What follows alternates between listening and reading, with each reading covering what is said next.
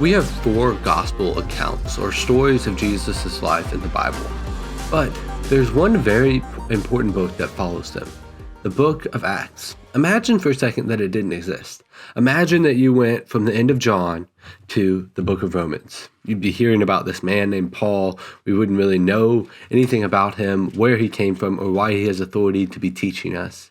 But the book of Acts tells the story of not only Paul's conversion, but how the gospel went from Jerusalem to Rome. And that's a very, very important story for us to know as modern believers. But the problem is that it seems to end in a very odd place. If you've been reading through the book of Acts, it's filled with wonderful miracles, stories of shipwrecks, and the gospel being proclaimed to all sorts of different people. However, the ending is with Paul in house arrest in Rome for 2 years. We don't really know what happens to Paul after those 2 years outside of church tradition, and it ends in a very odd place. The first argument that I've heard for this that I don't particularly agree with is that Luke was doing this, because we know that Luke wrote the book of Acts. Luke was doing this as a literary element to show us that the story of the church was not over, that it was supposed to end kind of ambiguously because the story of the church is continuing as it's being written thousands of years later.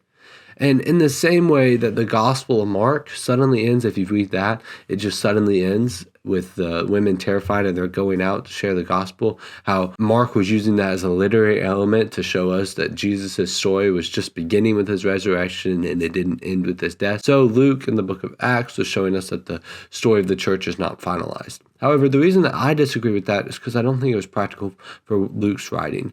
If we look at the beginning of the book of Luke and the beginning of the book of Acts, we see that Luke is writing to most excellent Theophilus, which from context clues we can gather is probably a Roman official. Now, if we think about it, Paul has been put into prison in Rome under house arrest. And Luke has gone out and gotten accounts of not only Paul's life and ministry, but also Jesus' life and ministry to give over to this Roman official.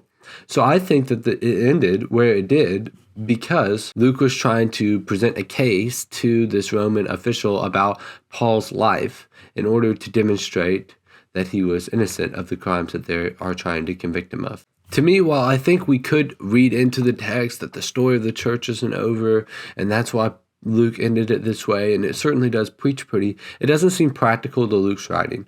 There is evidence that Luke was writing to a larger audience outside of this one man. However, I don't think that we can confidently say that Luke's ending of Acts only has to deal with the fact that he wants the church to be viewed as infinite and not finite. Remember, whenever you're reading through scripture, you need to ask some basic questions to yourself.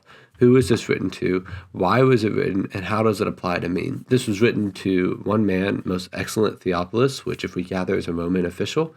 It was written what would seem like to give clearance to Paul's testimony in court. And then we can think about how it applies to us.